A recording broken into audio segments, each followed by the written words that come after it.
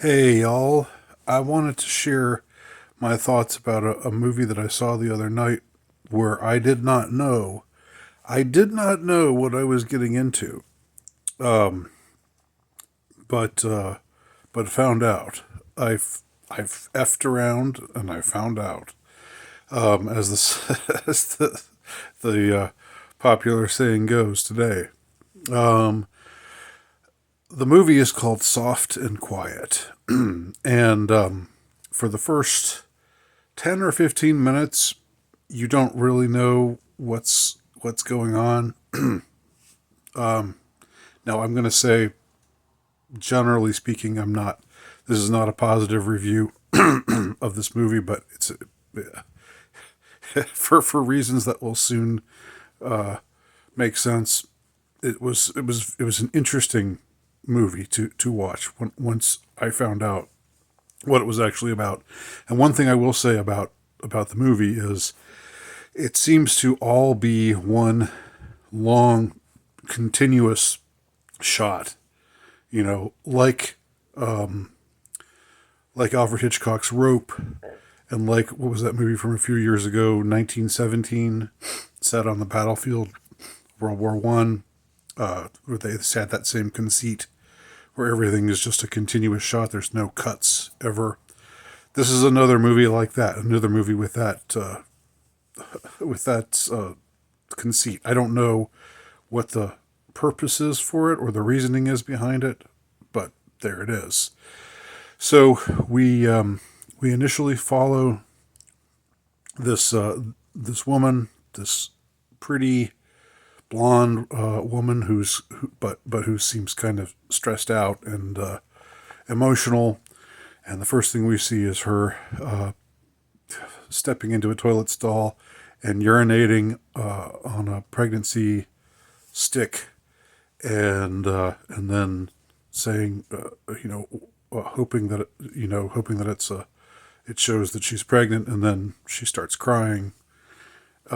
So that gives us that indicates that she wanted to get pregnant, but that she's been unable to. So that's the first we see of her. She walks outside. She's in a school, and we find out that she's a teacher in that school. And she walks outside and she sees one of her students, or a boy who had been a student of hers a few years ago. She talks pleasantly to him, but one weird thing that she does is she seems really irritated by the this lady janitor who's pushing this thing around to clean the floor, and it's making a lot of noise. And she tells the boy to go up to this lady, the janitor, and say, excuse me, could you wait until I'm gone to do that? Because she says, you were walking right behind her and you could have slipped and fallen on the floor. So instantly it's sort of like a kind of like a Karen sort of moment. It seems really weird, really strange, a thing that she puts him up to doing this when this isn't even her kid. So that's the first indication. Well, we've had several indications that this woman is a little bit high strung, that she's a little emotional, that she's I don't know, maybe not the most stable person in the world. So then she meets and talks with the boy's mother for a moment. Then she leaves and starts walking down this path, and she encounters another woman on the way down this path, and they start talking. And at first, the main lady, the heroine, if you will, the protagonist, the pretty blonde, not pregnant teacher. She at first is kind of cold to this other woman, but then she sort of once she realizes that this other lady and her are going to the same meeting, then she brightens up, and they're both carrying something, or she's got like a casserole or something under her arm that she's cooked for this meeting. So they go into what looks like a church building. They go upstairs to some meeting room in this church, and and there's a few other women there, and they greet one another, and it seems like a friendly sort of atmosphere, a collegial sort of atmosphere between a group of 7 or 8 women. And then comes the big reveal. I'll give them points for this big reveal, okay? And I'm giving it away here. If you don't want to have it given away, then stop watching. But again, I don't think the movie is good enough to warrant not spoiling this. So anyway, so that's why I feel okay about providing this spoiler early on. So so she takes out the pie. It's a pie. It's like a blueberry or a cherry pie or something that she's cooked.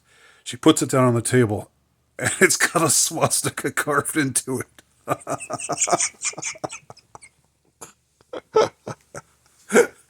She's carved a swastika into the pie there, and it's like, and suddenly we realize, well, this is a group of this is a group of neo-Nazi ladies who are feeding,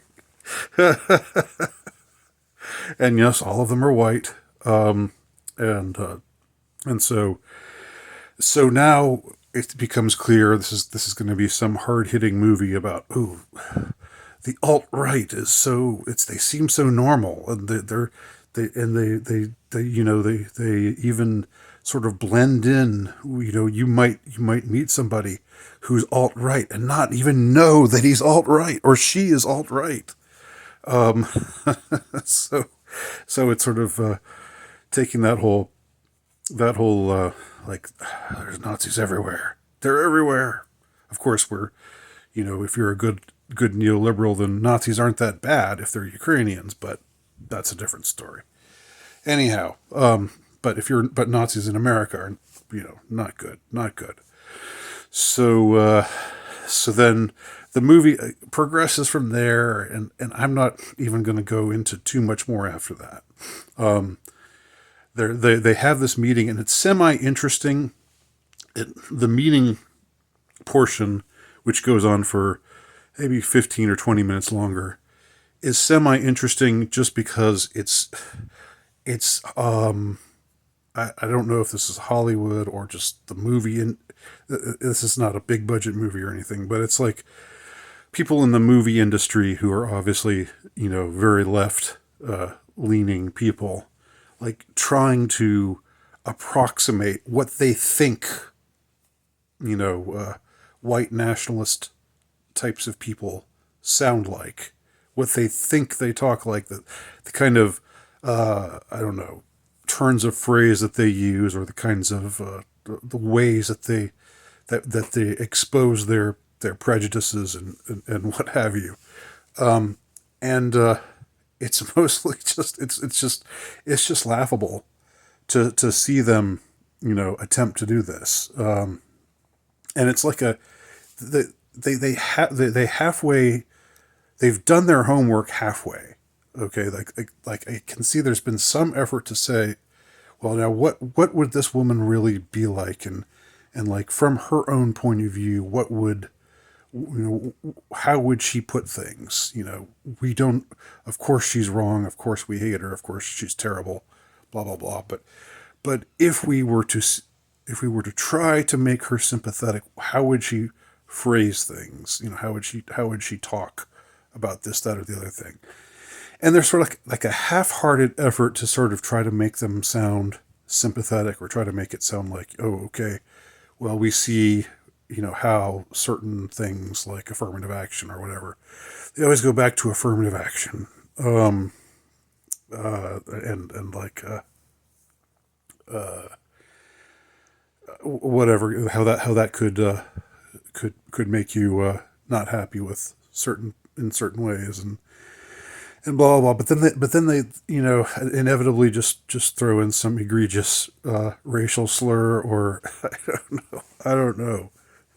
I mean, and it's partly that knowing a lot of these sorts of people, like knowing that they don't behave in this way, generally speaking, and just seeing how they miss the mark in so many ways, and how in spite of some effort to be authentic, and I give them points for this. I give them points for the twist, like the blueberry pie swastika cake was a kind of whoa moment. And up to that point, you don't really know what's going on, and nothing in the description of the movie tells you anything about that sort of stuff. So yeah, it's interesting to just turn it, like to sort of turn everything on its head, and like really get you like that. I mean, I give them points for that. But afterwards, it's like their half-assed attempt to try to ground these characters in anything that seems realistic, or that makes them seem like not just uh, like cardboard cutouts of awful people, out of a liberal's nightmare. Like just how quickly that vanishes, and how soon they like make these women into just these caricatures of awfulness, and it only gets worse. It only gets worse after that opening scene. There's a confrontation with a couple of non-white women that they have that's so over the top, and so like, I don't know, just and then I could see where the movie was going after that, and I thought, yeah, this is just going to get worse. I don't, I was my morbid curiosity wasn't holding up at around the midway point, where when I saw, where this was headed, and then I looked ahead and saw saw the spoilers, and I thought, yeah, I don't think I want to subject myself to this, because it just gets it gets more and more outlandish, and more that they just, these characters become more and more ridiculous. And it would have been much more interesting to try to, like, if they had tried to ground these characters, tried to make these characters sympathetic even, but from the filmmaker's point of view, they just have these terrible beliefs that make them, that completely alienate them from the audience. But if they had tried somehow to make them relatable in more ways, but I guess I guess the problem is that they just can't do that. Like, even when they halfway want to do that, and I can see that the makers of this movie kind of halfway wanted to, like, not go the route of just cardboard cutout, like plaster villain kind of deal, like caricature villains. But they just can't help themselves. That's the problem of the time that we're living in. Any effort to explore the other side, and like this is the other. I think that's the other thing. Like, I think the makers of this movie, it's kind of part of their mentality that anything that anything that is conservative ultimately is really just, they're really just neo-Nazis. So I really think they think in their heart of hearts that Jordan Peterson and Ben Shapiro and the Daily Wire gang, in spite of obvious reasons why they wouldn't be Nazis, in Ben Shapiro's case anyway, and the case of others at the Daily Wire, that still that whole mentality just persists, that It really is a curious thing because when long ago I was a liberal, like back when I was growing up, when I was a teenager, and in very young adulthood, I was a liberal. And when I was a liberal, when I identified with the left, I didn't know what conservatives actually sounded like. I couldn't, because you don't get exposed to them, unless they're in your family, unless they're people that you meet in a day to day sort of thing, because they're not people that you see. It's not what you see on TV. It's not what you hear on the radio. It's not, unless it's talk radio. If we're talking 80s, 90s, but this was even before talk radio was really around. So the default position is just, everybody agrees with me, and if you don't agree with me, then what's up with that? That's the sort of default position. You sort of can't help but be insular if you're a lefty, because what you tend to see and hear, and what gets reflected back to you in colleges, on the news, just about everywhere, every mainstream source, what reflects back to you is what you already agree with. Whereas if you're on the other side, or even if you're, sort of in the middle, if you're questioning of the left, or if you are down on the left for this, that, or the other thing, then it's kind of a tactical advantage in some ways. You already know the kind of things that they're going to say. You already know the way that they tend to behave. You know what sets them off. You know the words and phrases that they use, the bromides that they favor, and so forth and so on.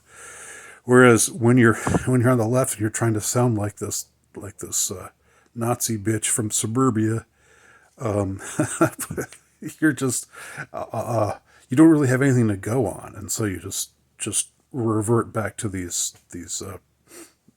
caricatures that are totally out of left field, or out of right field, let's say, but just don't have any relationship to how people actually behave, how people actually talk or think. One other interesting thing about the movie is there there's a young woman who is a blogger, and she's on Instagram, and I guess she's sort of a and what you would call an influencer, even though I hate that word.